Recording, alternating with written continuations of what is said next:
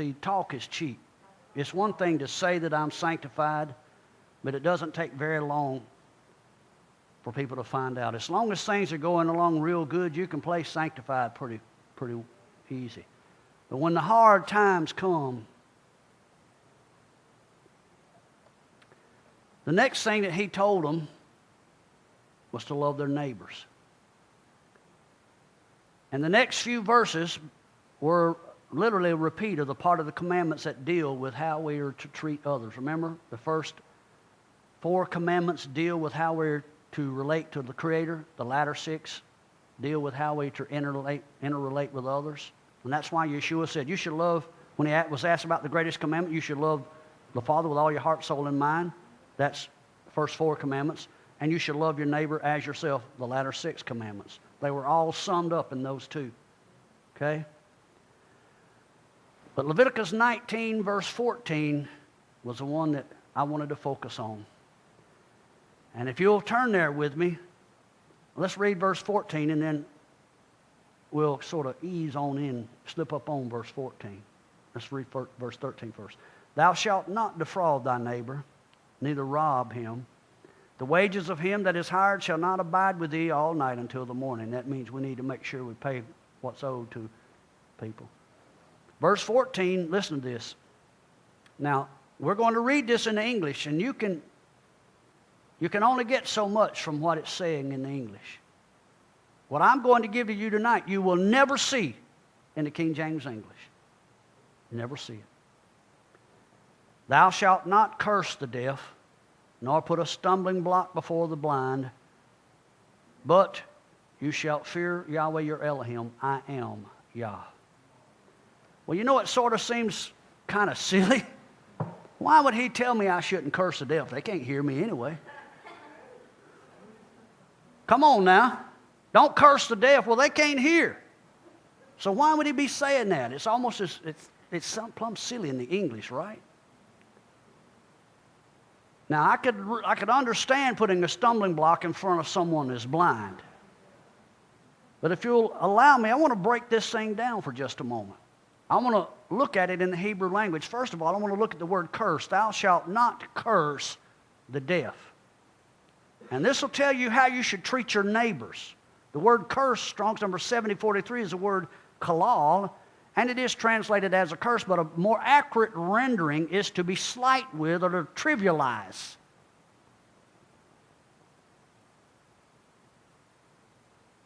Don't trivialize being blind. Don't be slight with that blind condition. Well, the 2-letter root of that word kalal is kuf lamed, the word kol, and that means voice. Deafness comes and one can't hear the voice. If you'll notice, there are 2 letters on the end, a double lamed. The double lamed comes from the word lila, which of course means night, the absence of what? Light.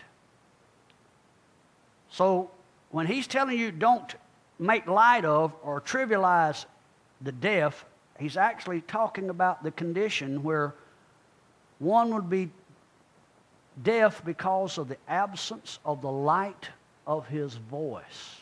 Did you hear what I just said? Did you know that you can be physically deaf and not be able to hear tones and still hear the voice of Yah? But you could have a good set of ears and not hear a word he says. Yes, sir. Don't trivialize that. Don't make light of it.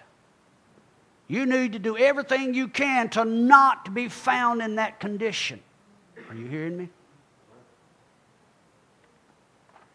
Let's look at the word deaf. Don't curse the deaf. Don't trivialize it. The word deaf, Strong's number 2795, it looks like cherish, but it actually has that guttural kit, cherish. Of course, it's translated as deaf, but it has the same 3-letter root. Ket, resh, sheen. as the word that spells craftsman or a skilled worker. Listen to me now. I want you to get what I'm trying to establish. There's another word called haroset. You remember when we had Passover Seder and we had the mixture on the plate of sweet nuts and raisins and stuff called haroset, and we always say that represents the bricks. But it actually doesn't represent the bricks as much as it does the skilled labor, the master craftsmen that were able to use the bricks and build. See, a person who's able to hear the word of Yah is supposed to be a skilled craftsman, able to build with that word. Are you with me? If you're not able to hear, if you're deaf, then you're an unskillful builder. Don't you trivialize that. If you are aware of people that are unskillful in building, you need to do everything you can not to bring a curse. Don't treat that lightly. Do everything you can to help them to become skilled craftsmen.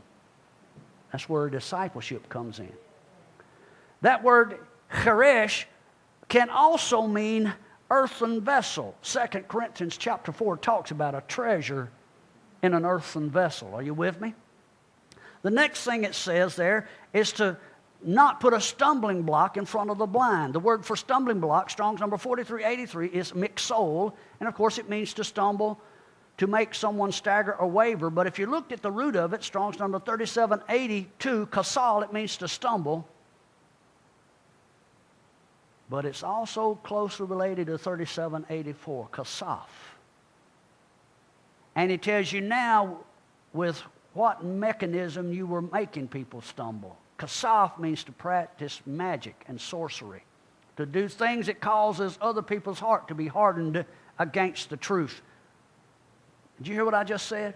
There's a lot of pastors that are stumbling blocks to the blind and are cursing the deaf. Why? Because we're teaching things and we have taught things that cause people to have their hearts hardened against the truth. Are you hearing me? And if you'll go back in Thessalonians, you'll remember that Father says in the last days that there would be some who would love not the truth, and because of that, he would send them a strong delusion, causing them to believe a lie and be damned. Let's look at the next word, blind. Strong's number, this is a powerful word right here. Strong's number 5787, iver. It means to make blind, to put someone's eyes out. And when I saw that, I instantly thought of Samson, Shimshon. His name literally means sun, the sunlight. And the source of the light of Samson was put out. His eyes were put out. Listen to me. That's an analogy that you and I need to take care of. Did you know that any animal that was blind was unfit for sacrifice? Romans chapter 12, verse 1 says, I beseech you therefore, brothers, by the tender mercies of Yah, that you present yourselves, your bodies, living sacrifices. So you're supposed to be a living sacrifice, holy and acceptable unto Him. That's your reasonable service. Am I right? Well, if you're blind, that means ignorant of the truth, then you're unfit to offer yourself as a sacrifice. Torah says it, not me. Are you with me?